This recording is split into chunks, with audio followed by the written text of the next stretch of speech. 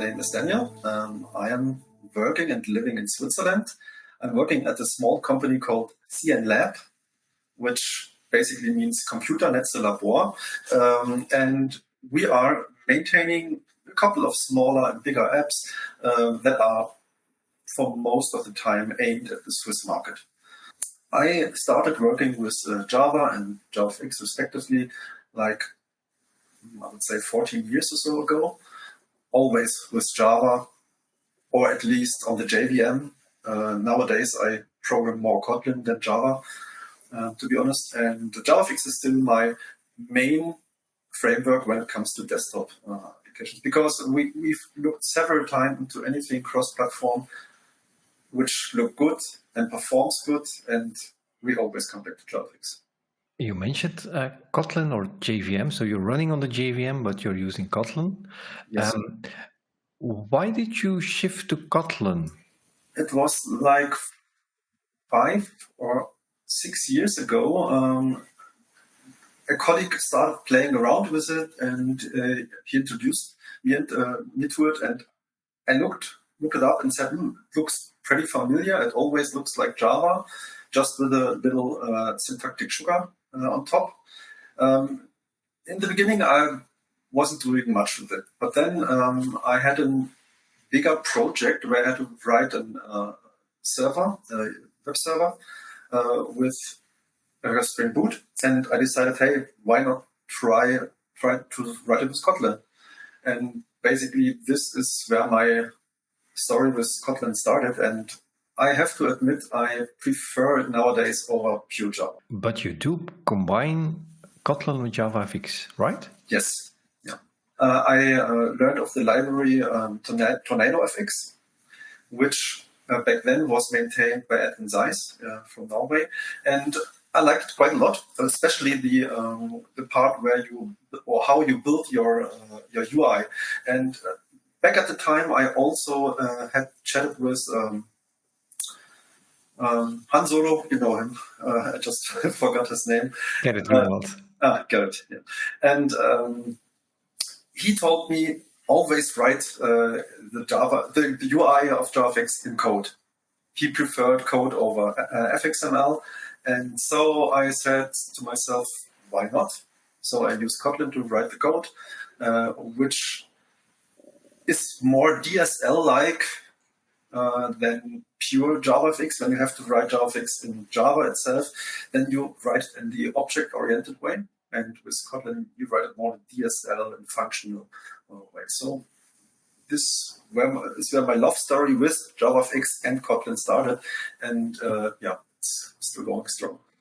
You mentioned you're creating a tool for CNLab. Mm-hmm. Can you give us a demo of the tool and what it actually does? I have to give a disclaimer right before we start.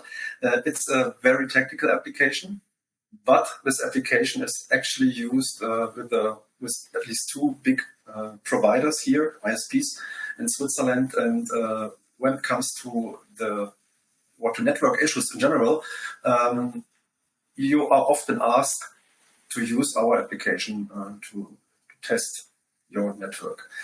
So the application is called CNLab UX test. When you first start the application, you see a screen like this.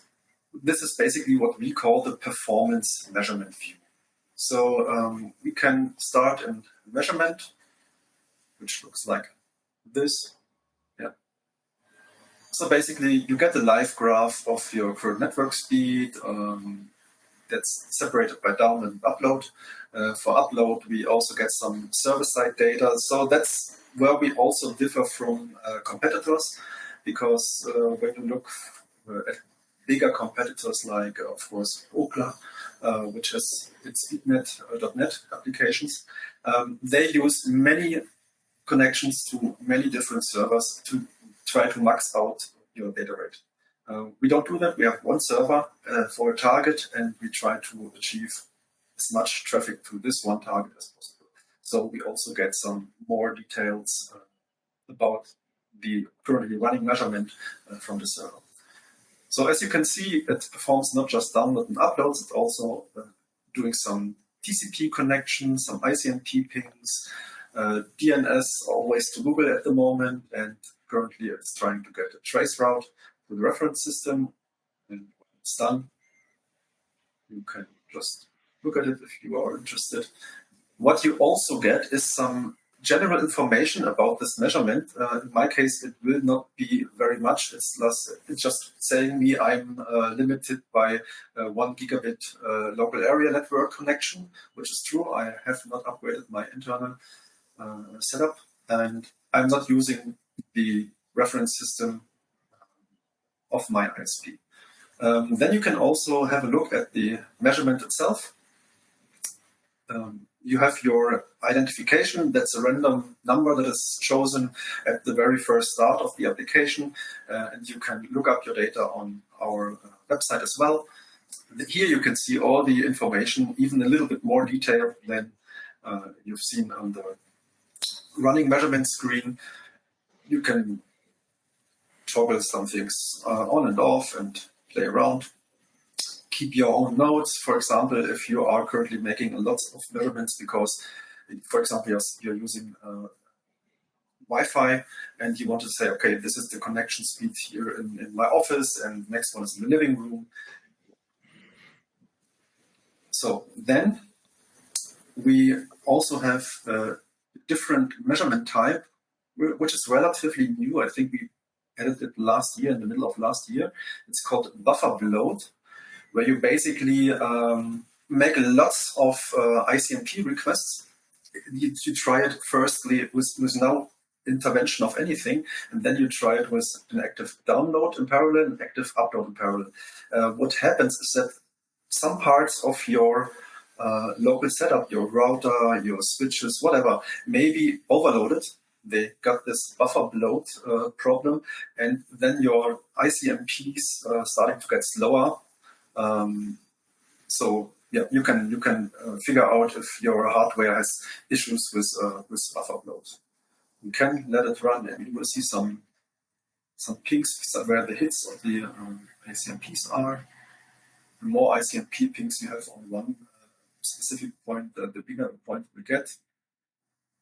So when this is done, this is a little bit more interesting. You can see we have this graphs here that gives you box plots that give you a little hint of how your data is. And all this traffic that you're now generating, so you're making requests from this application to the network, to some server that you're using. All this is handled in Java, Kotlin, behind the scenes? Yes, we have a little library, our own. It's written purely in Java. Not true anymore. It also contains a little bit of Kotlin nowadays. But it's completely written in Java for the measurement parts. And we can handle up to, this is what we've tested, up to 10 gigabits per second. But yes, it's basically everything is Java, JVM, Kotlin, and the whole UI you see here is written in Kotlin. There's no FXML, there's no Java code. It's completely written in Kotlin. We can also have a look at the code. This UI here creates a collapsible pane. I have a top-level function somewhere that creates a collapsible pane. And basically, that's a pane that can you toggle to shrink, grow. Then it has a VBox inside, and it has something that we call text field lines. So that actually means we have a line, an input line with a text field, and we remember it for later. And we set some properties.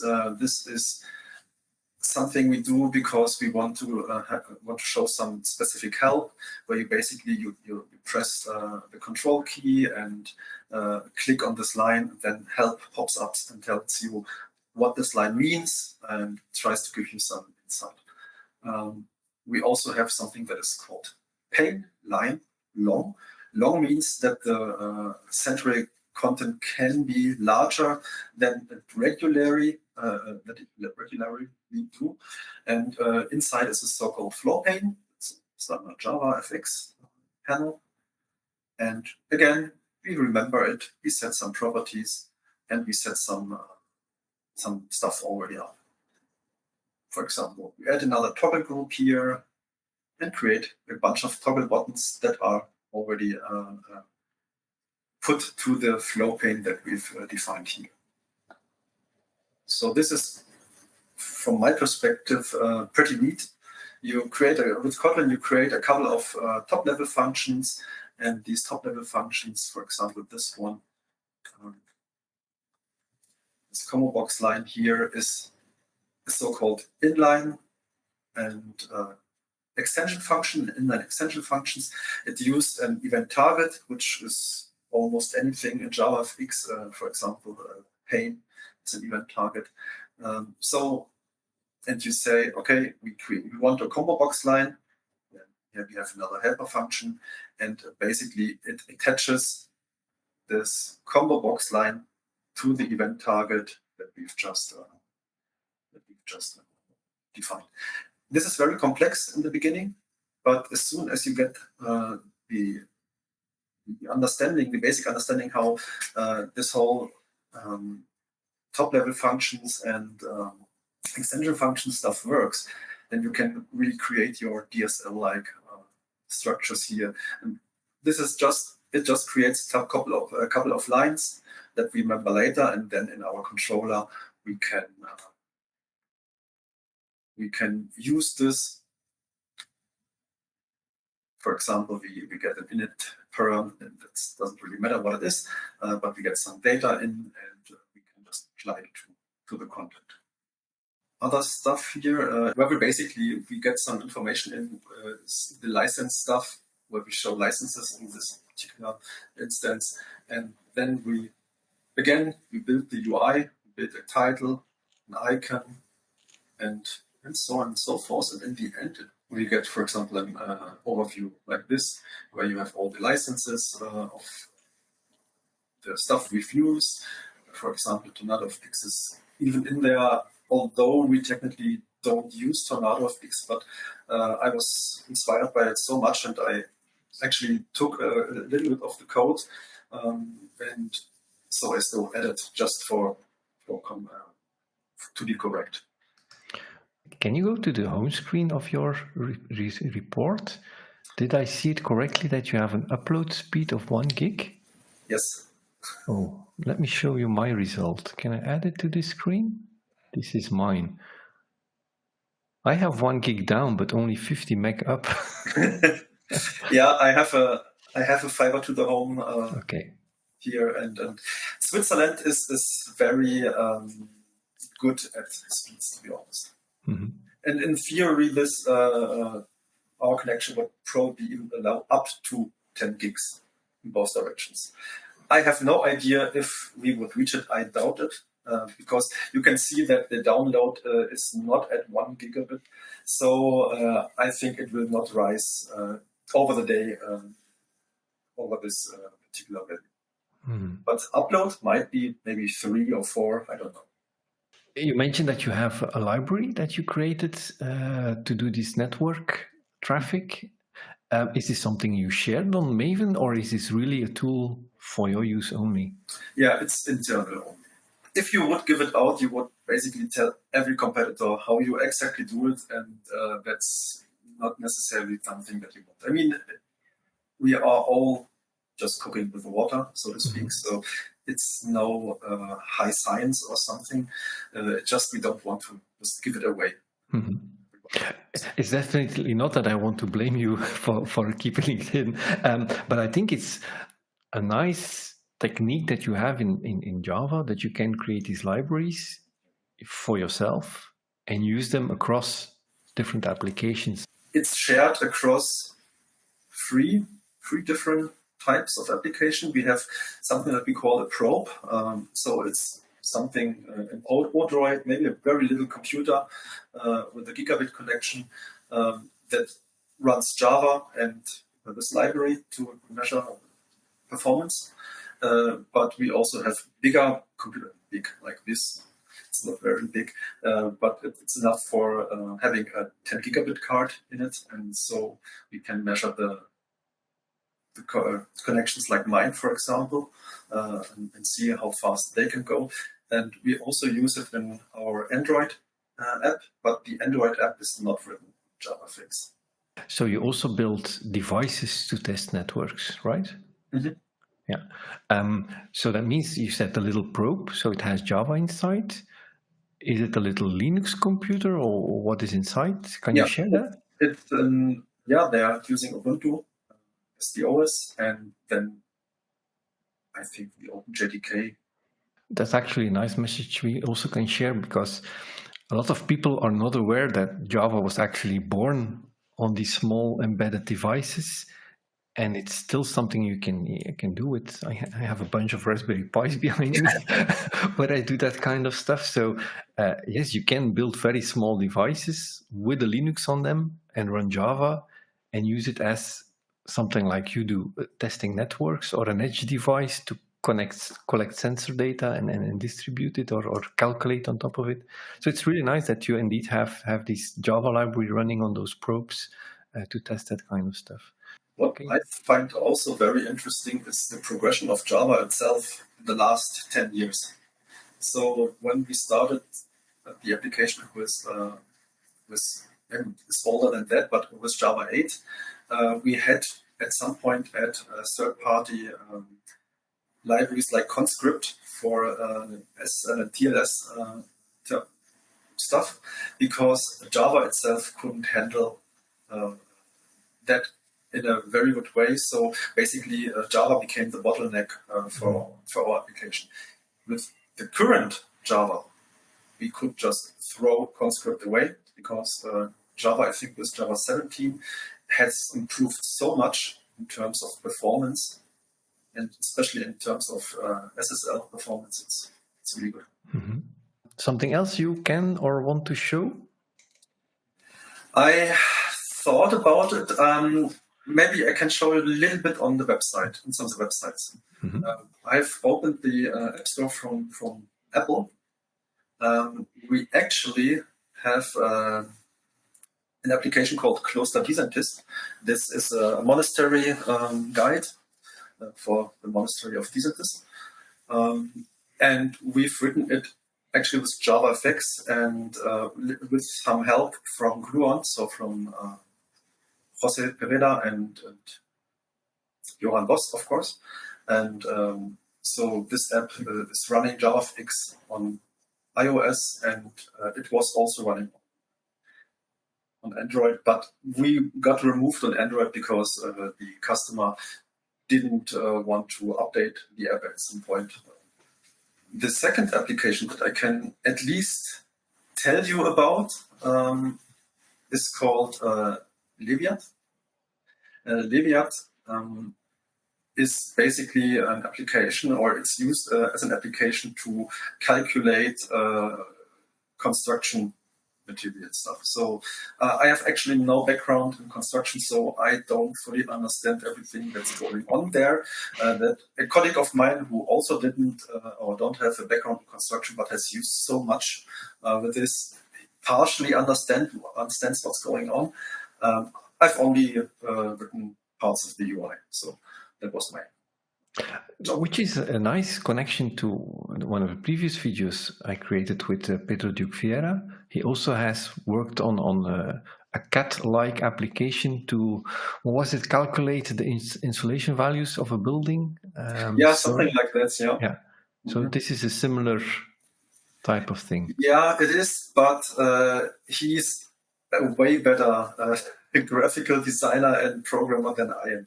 His application looks really, really good. All his applications and his libraries. And his libraries, yeah. So basically we have this application which is for the customers of this company, and they calculate, they give in all their what they want to do, and basically returns them a solution for what they have to buy from this company in order to achieve what they want with the least amount of concrete and whatnot.